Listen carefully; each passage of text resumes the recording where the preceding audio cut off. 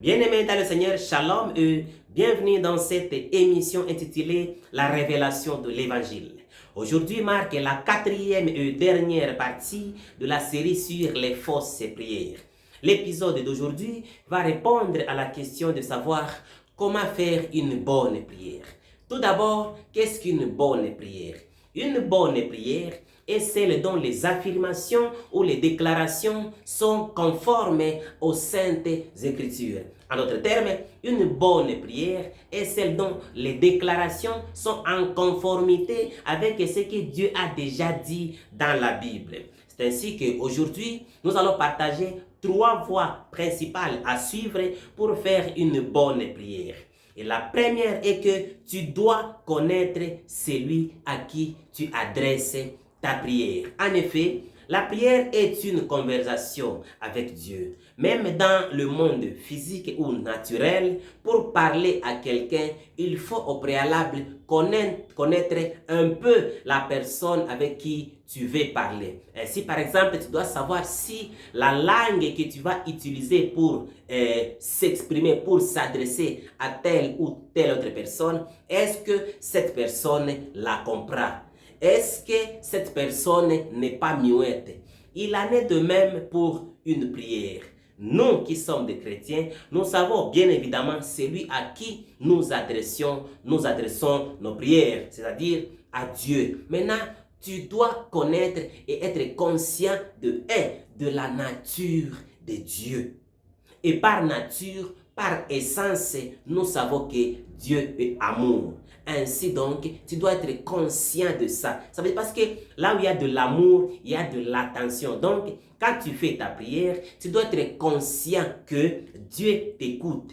Et s'il y a une question que tu vas l'adresser, il va te répondre parce qu'il t'aime. Et d'ailleurs, la Bible dit dans Jean que Dieu nous aime comme il aime Jésus.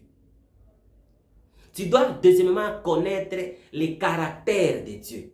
Et par caractère, Dieu est saint. Dieu est fidèle. Dieu est juste. Dieu est miséricordieux. Dieu est compatissant, et ainsi de suite.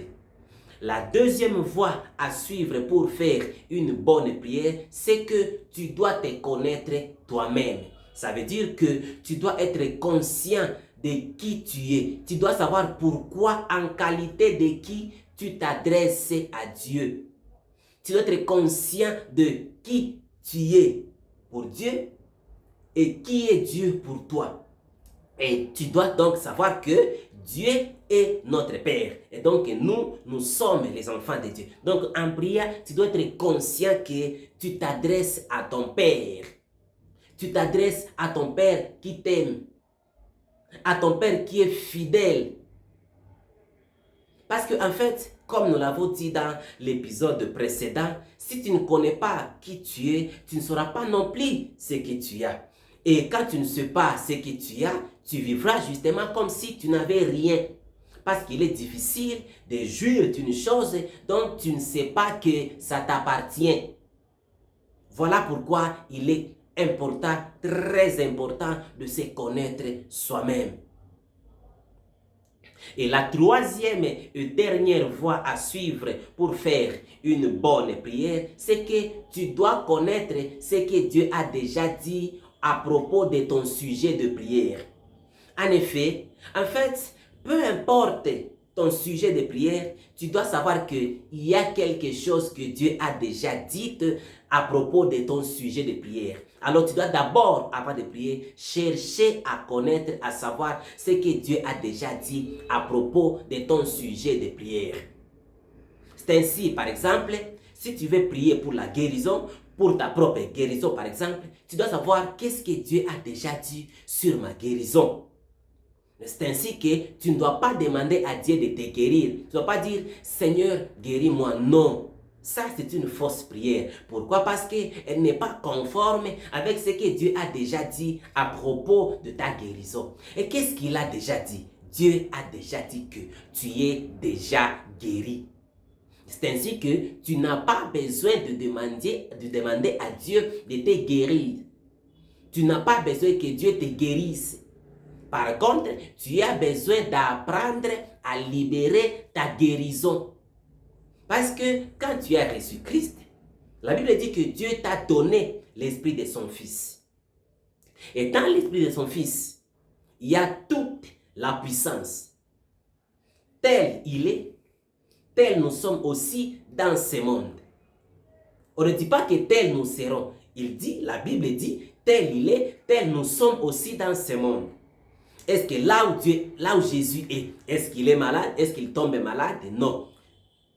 Ainsi, toi aussi, ayant reçu son esprit, l'esprit de Jésus, comme l'esprit de Jésus ne tombe jamais malade, toi aussi, ton esprit que tu as ne tombe jamais malade. Elle est en très bonne santé. Et il est en très bonne santé. Et non seulement ton esprit là est en très très bonne santé, mais il a également la puissance de guérison en lui.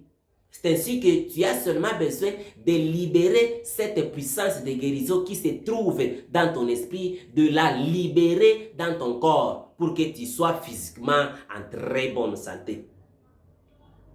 Et pour ça, tu dois savoir quels sont les principes, par exemple, de la foi. Parce que la Bible dit que nous sommes sauvés par la foi, par la grâce, au moyen de la foi. Et tu dois savoir que la foi est un esprit. Et comme c'est un combat d'esprit à esprit, la Bible dit que nous ne combattons pas contre la chair et le sang, mais contre les dominations, les principautés, les princes dans le monde céleste. Alors, il faut utiliser l'esprit pour combattre. C'est pourquoi d'ailleurs Paul dit à Timothée, combat le bon combat de la foi. Alors utilise la foi. La foi est donc ce qu'on utilise pour faire sortir ou pour faire apparaître dans le monde naturel ce qui se trouve dans le monde spirituel. Les ponts pour faire apparaître ou pour amener ce qui est dans le monde spirituel vers le monde naturel, c'est la foi. C'est pourquoi on dit que nous avons par la foi accès à cette grâce. Alors, utilise ta foi pour libérer la puissance de guérison qui est déjà en toi. Et tu dois savoir justement les principes également, les principes de la foi. Quels sont les principes de la foi? Et que les principes de la foi, c'est que tu dois justement écouter ou lire la parole de Christ, mais tu dois savoir que tu dois également dire ou prononcer ce que tu crois. C'est ainsi par exemple, comme la Bible dit que tu es déjà guéri, alors tu dois prononcer, tu dois confesser que tu es déjà guéri. Et même si par exemple on te pose une question par hasard dans le quartier ou par un ami, par je sais qui, comment tu vas, comment tu te portes, tu dois dire que tu es en bonne santé, tu vas bien, tu vas très bien. C'est ça la foi, c'est ça confesser la foi. D'autres chrétiens par exemple, ils demandent à Dieu de leur rendre juste. Mais toi, tu n'as plus besoin que Dieu te rende juste. La justice de Dieu est un don. Et Dieu la donne à ceux-là qui embrassent, à ceux-là qui croient à son Fils. Ainsi donc, quand toi tu as cru en Jésus, Dieu t'a immédiatement rendu juste. Parce que la Bible dit que Christ est ressuscité pour notre justification. Et tu es déjà juste. Christ est ta justice. Alors donc tu n'as plus besoin de demander à Dieu de te rendre juste. Parce que pour être juste, il suffit seulement de croire en Christ. Embrasser la foi d'Abraham. Même si justement tes actions ne reflètent pas encore, ne sont pas totalement justes, mais la bonne nouvelle c'est que Dieu ne te justifie pas en tenant compte de tes actes, mais il te justifie en tenant compte de la foi que tu as embrassée, de la croyance que tu as en Jésus-Christ. Donc comme tu crois en Jésus, alors tu es juste. D'autres chrétiens, par exemple, ils demandent à Dieu de le rendre saint. Seigneur, rends-moi saint. Tu n'as plus besoin qu'on te rende saint. Tu es déjà saint. Aux yeux de Dieu, tu es déjà saint. Christ est votre sainteté. Il est notre sanctification. La Bible dit que tu es le temple de Dieu. Et le temple de Dieu est saint. Et c'est ce que tu es. Tu es déjà saint. D'autres chrétiens, par exemple, ils demandent à Dieu de leur donner la victoire sur leurs ennemis. Mais tu n'as plus besoin qu'on te donne la victoire parce que tu y es déjà plus que vainqueur. C'est ce que la Bible dit. Romains 8, 37. Bien-aimés dans le Seigneur, nous devons marcher non par la vue, mais par la foi. Parce que le diable, lui, ce qu'il utilise très souvent pour nous combattre, pour nous attaquer, c'est nos sens.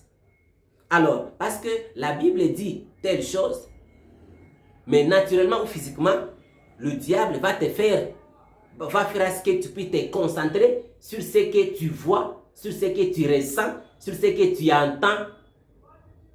Mais la bonne nouvelle, c'est que nous n'avons pas à marcher par la vue, mais par la foi.